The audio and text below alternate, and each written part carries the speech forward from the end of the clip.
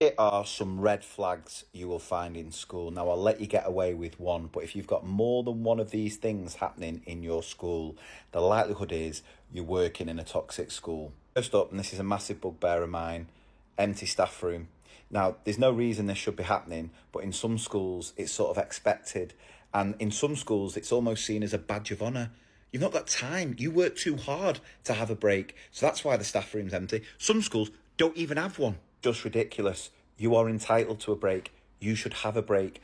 Going into staff room, taking a good 15 minutes to switch off and have a conversation with another adult about something other than school will really help you get through that afternoon.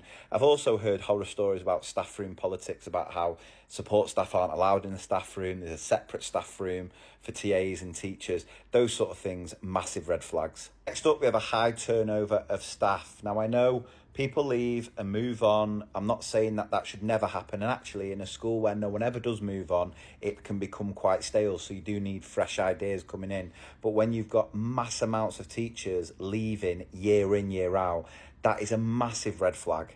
The next one is when you address the staff as one big family. We're all one big family here. No, stop it.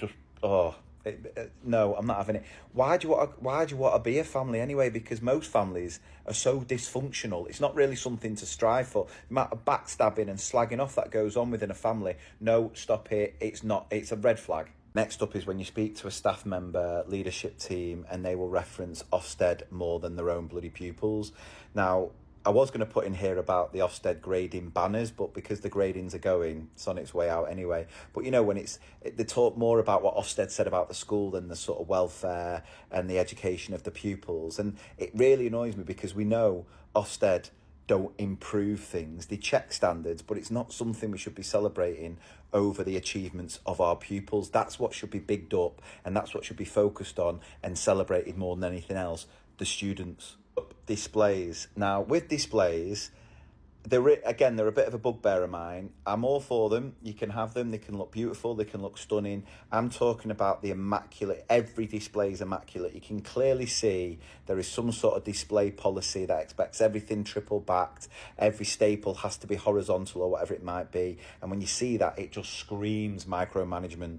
And following on from that, I've put OTT, over the top policies, these detailed policies that constantly go on about the worst phrase in education, non-negotiables, which I've not actually put in the list, but we'll add it in here. It's just really not for me.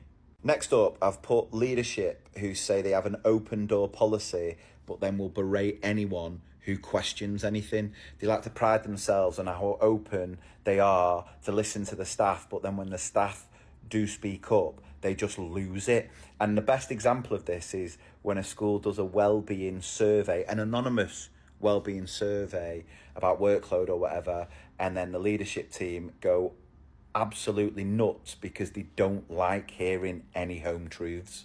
And the last one for now, and I'd love to hear what you'd add to this list, is more about when I go and visit schools and I do training.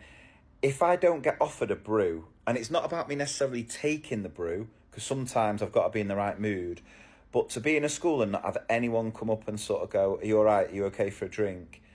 I think it's a massive red flag, and you would be surprised at how often that happens.